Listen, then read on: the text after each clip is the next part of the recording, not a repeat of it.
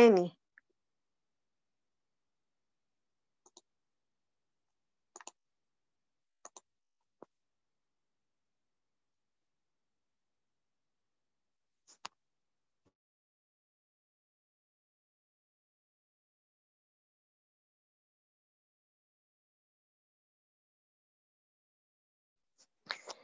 La semana anterior vimos lo que era la comunicación grupal y algunas técnicas. Dentro de las técnicas de la comunicación grupal vamos a encontrar aquí lo que corresponde al discurso. El discurso es un elemento fundamental en la comunicación del ser humano. Este de por sí, aunque no sea un tema intencional, regularmente siempre lo entablamos nosotros en un diálogo, en la familia, en la escuela, en el trabajo o con las personas con las cuales nosotros interactuamos siempre. Entonces, esta dice que es una herramienta muy fundamental hoy en día en el profesional, ya que a través de un discurso bien estructurado nosotros podemos abordar o ganar un trabajo, podemos también vender, ¿verdad? Algún artículo, podemos obtener más clientes.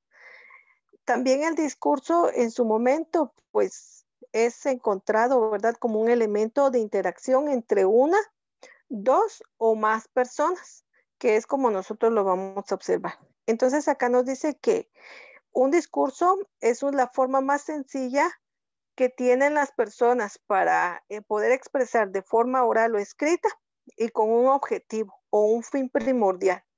El fin que se tiene es dirigirse hacia un público, hacia un receptor para emitir información, para emitir alguna expresión respecto a la función que se tenga como tal. En este caso, vamos a encontrar que el discurso puede darse de diferentes formas. Por ejemplo, aquí tenemos la alocución, que es un discurso breve que se caracteriza por cumplir una función introductoria. Es decir, nosotros podemos ver, por ejemplo, cuando hay alguna presentación, alguna inauguración, algún acto cívico, siempre va a haber una persona que haga introducción alusiva al tema. Entonces, por eso vamos a llamarle a esta pequeña fase una locución. También vamos a encontrar una arenga. Esta va a ser también un discurso pronunciado con el propósito de enardecer el ánimo de las personas que lo escuchan. Tal vez no es un discurso, pero solamente para dar idea podríamos decir que está el himno nacional, la jura a la bandera, el himno de Quetzaltenango, no sé, la luna de Xelajú. Por ejemplo, cuando nosotros escuchamos el himno nacional en algún evento, pues lo que hace, ¿verdad?, es enardecer nuestro fervor patrio. Entonces, esto pudiera ser, ¿verdad?, alguna situación asociada a ella. También tenemos la conferencia. Y la conferencia es la disertación que se tiene de una o dos personas hacia un público. Solamente que esta tiene un fin primordial, informar o abordar un tema, ya sea político, literario, científico, según sea la necesidad de la conferencia como tal. Tenemos la disertación. Al igual que la conferencia, la disertación es de una persona experta que va a exponer algún tema relacionado. Su fin, volvemos a repetirlo, ¿verdad? Es la intención de informar sobre un tema como tal. Una charla, regularmente la charla la asociamos nosotros a un diálogo, a una discusión, a una plática que se tengan con una o varias personas. En este caso, regularmente nosotros siempre estamos en una charla del colegio, en una charla del trabajo, en una charla familiar, en donde todos estamos involucrados y comentamos acerca de temas específicos. También está el discurso visto desde el punto de vista de la homilía. La homilía es un aspecto específicamente católico. En este caso, la homilía va a ser tratado, por ejemplo, de aquel tema o reflexión que se puede entablar acerca del tema o el evangelio que se ha abordado por el sacerdote o por el guía religioso. Y sobre eso habla, entonces, este discurso, ¿verdad? La homilía. Está también el meeting. El meeting como tal es un discurso que elabora una persona solamente que este más es asociado a lo político.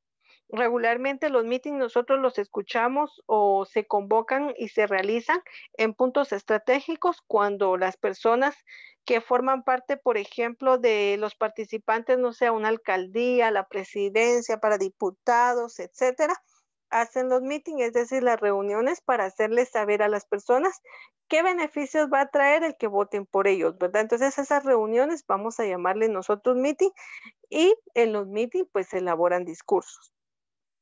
También tenemos la perorata. La perorata es un discurso, solamente que esta dice que es inoportuno, cuyo resultado llega a ser fastidioso para el auditorio, para el receptor.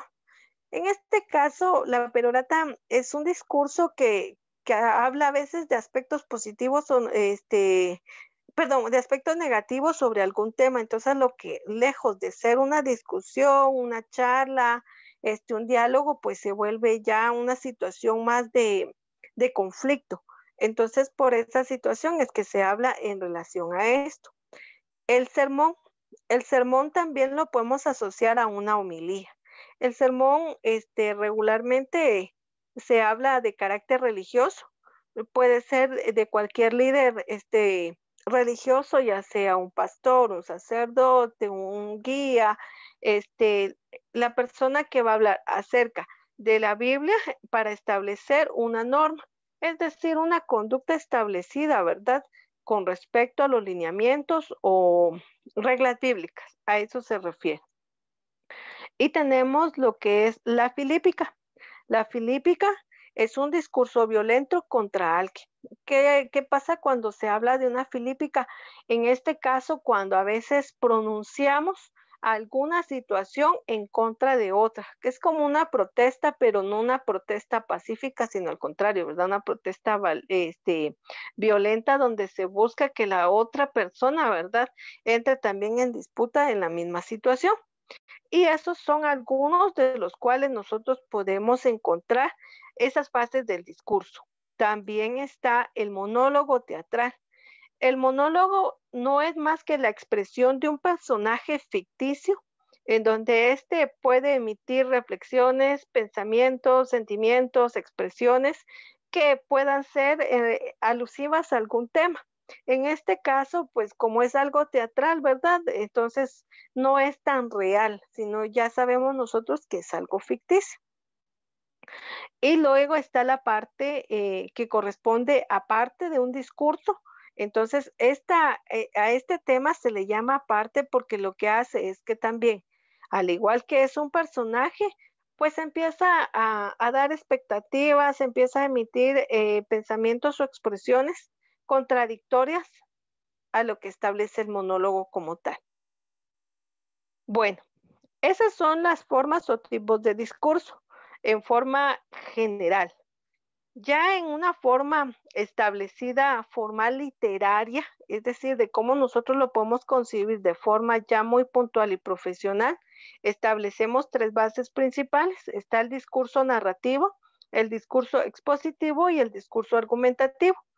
Pues los tres, ¿verdad? Suponen uno del otro y son muy fáciles de entender. Narración, nos narra hechos. Exposición, pues nos explica y nos expone ciertas actividades o situaciones o temas de lo que nosotros estemos hablando. El discurso argumentativo, regularmente los argumentos son todo lo que nosotros hablamos siempre, es decir, hablamos de temas, hablamos sobre opiniones, pero validadas o fundamentadas, ¿verdad? En algún hecho real, en algún libro, en alguna cita, para poder argumentar lo que nosotros estamos diciendo. Pero vamos a verlo acá de forma amplia. Dice, un discurso narrativo es una exposición de hechos que puede darse por medio de una trama y en este caso lo podemos observar nosotros en un cuento, en una novela, en una historieta, en un escrito, etcétera. Regularmente siempre, cuando nosotros hemos leído los cuentos, siempre vamos a encontrar un inicio, un desarrollo y un final. Y lo mismo pasa, nos empieza a contar todos esos eventos o todos los sucesos, ¿verdad? En donde regularmente pues siempre vamos a atender a encontrar ese, ese, Estos aspectos que nosotros ya conocemos, el inicio, el nudo y el desenlace. Sabemos claramente que el inicio es cuando nosotros nos presentan todos los personajes, el lugar, el tiempo y todo el contexto del cual se va a utilizar para desarrollar la trama. El nudo va a ser aquel conflicto que surge, ¿verdad?, en el personaje, que en su momento nosotros sabemos, ¿verdad?, que le genera inestabilidad al personaje principal. Y el desenlace, pues es cuando el personaje vuelve a su estado natural, ¿verdad? Cuando nosotros escuchamos en el cuento vivieron felices por siempre. En el discurso expositivo también tiene sus fases principales, ¿verdad? Va a tener un inicio, un desarrollo y una conclusión. En el expositivo, generalmente las características fundamentales es que la objetividad principal es informar, es acerca de un tema, darlo a conocer. Yo les dije la vez anterior, ¿verdad? Que cuando nosotros investigamos regularmente tenemos que saber qué es, cómo surgió, para qué surgió, cuáles son los elementos involucrados, a quién afecta, qué es lo que genera, cuál es su importancia, para qué sirve, dónde se aplica, etcétera.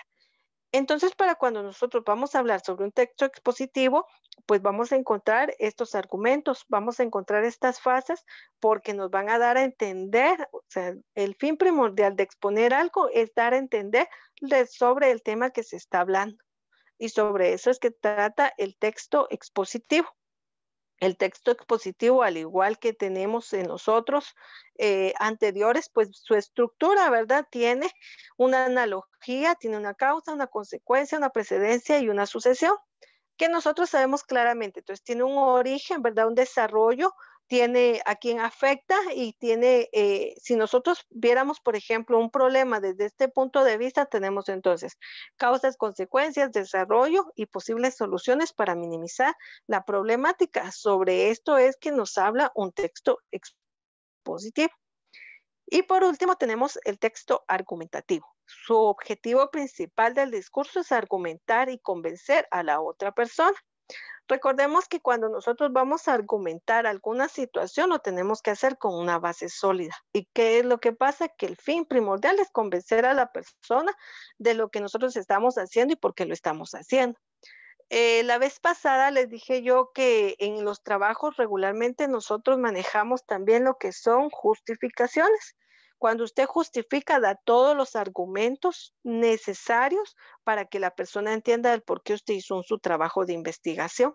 Y lo mismo pasa en este texto argumentativo. Se puede basar de tesis, de argumentos y conclusiones para generar este aspecto de argumentación. La estructura de un discurso siempre vamos a encontrar que va a tener un inicio o apertura, un cuerpo o desarrollo, una conclusión o un cierre. Siempre va a constar de tres bases fundamentales: inicio, desarrollo y conclusiones. Muy bien, entonces acá tenemos que es la parte de introducción, la parte de inicio, la parte de apertura. Dice que es importante que en esta parte se aborden o se expongan los objetivos que tiene el discurso como tal. Es decir, yo voy a dar a entender mi tema y voy a tratar de que mi público entienda por qué es necesario. Yo voy a canalizar desde la introducción el interés de la persona que me va a escuchar. Entonces puedo comenzar con contar una anécdota, realizar una pregunta retórica o dar algún dato llamativo. El fin primordial es, vuelvo a repetir, despertar el interés de las personas que lo van a escuchar. El desarrollo, pues el desarrollo no va a ser más que explicar el tema del cual yo voy a tratar, dando todas las referencias que me ayuden a mí a que sea entendible lo que yo quiero dar a conocer. Entonces puedo utilizar hechos, datos, cifras, fechas, citas, autores y todo lo que beneficie a mi tema como tal dentro del discurso. En el cierre o final o conclusiones, pues es un resumen corto, ¿verdad?, de las ideas principales que se abordaron en el desarrollo del tema, y también puedo dejar una pregunta nuevamente retórica que busque la reflexión de las personas que escucharon mi discurso, ya sea porque mi invitación dentro de mi discurso es que mejoren su calidad de vida, su alimentación, o sea, según el tema que yo haya abordado, pues que las personas que le hayan participado en él desarrollen acciones positivas, a eso se refiere. La organización del discurso, pues ya la vimos, ¿verdad? Es una introducción o saludo, un desarrollo o cuerpo del discurso, la discusión del tema como tal, recomendaciones y conclusiones finales. El discurso es muy relevante en cada ser humano y la estructura es algo primordial. Cuando nosotros tenemos claro qué queremos compartir, por qué lo vamos a compartir, a quién nos vamos a dirigir y qué buscamos en ello, pues tendrá éxito nuestro discurso. No importa a veces el tema que se aborde, sino la estructura que se desarrolle para que la persona a la cual yo me dirija, pues tenga énfasis sobre mi tema y pueda en un momento determinado accionar acerca de lo que yo busco como tal. ¿Alguna duda con respecto al tema, jóvenes?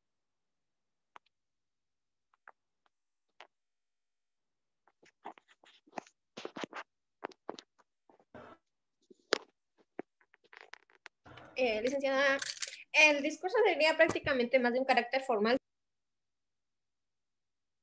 No siempre va a ser formal, porque lo que te decía hace un momento, recordemos que nosotros un discurso de acuerdo a la intención que se tenga puede también tener, por ejemplo, una intención solamente de entretenimiento. Entonces, regularmente cuando nosotros tenemos esa intención, tú, no sé, posiblemente vayas a hacer amistad con alguna persona, lógicamente nueva, ¿verdad? Entonces, tú puedes solamente empezar a comentar sobre algo. Y entonces ahí ya vas formulando tú un diálogo, una expresión en la cual ambos están emitiendo opiniones. Entonces no necesariamente es, por ejemplo, algo formal.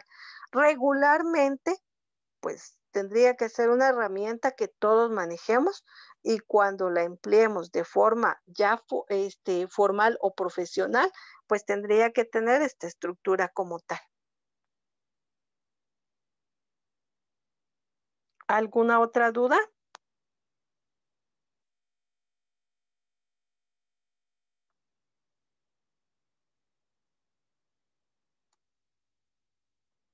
Adela, Brendy, Emily, ¿alguna duda? No, señor, no tengo dudas. Muchas gracias. Ivonne, Jonathan, Majo, ¿alguna duda? Todo claro, señor.